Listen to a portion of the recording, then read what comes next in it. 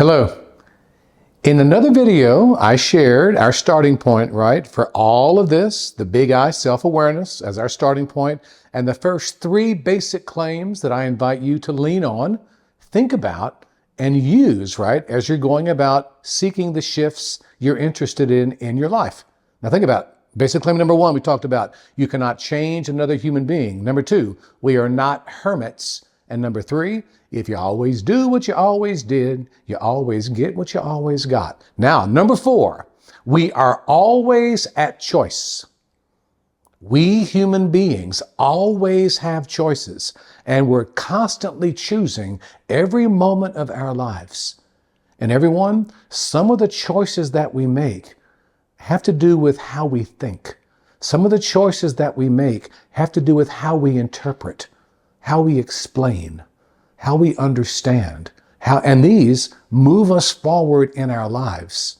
This notion of, right, we are always at choice. And back to the big I, many of us are not very powerful observers of the choices we now have.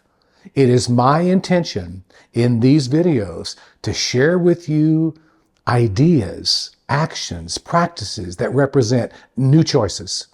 New choices available to you should you decide you want to produce different results, different outcomes in what you're being, doing, and having.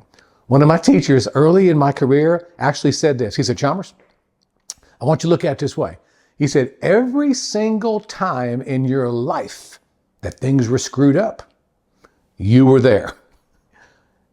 We are each the common denominator. I'm the one that somehow keeps showing up in this picture. It's me.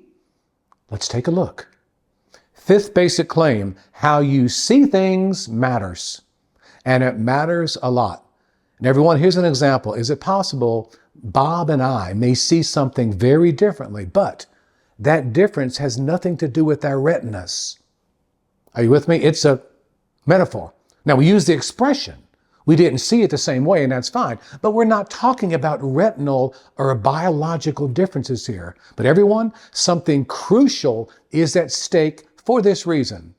How many of you, let's see if you can do this right now. Can you bring to mind right now at least one person in your life, and the way that person sees a problem or situation is itself a big part of the problem? Right? The way that they have framed it, not with 2x4s. Something else going on, but the way that they have framed it has paralyzed them. Now, everyone, this is kind of a subtle point, but it's important here.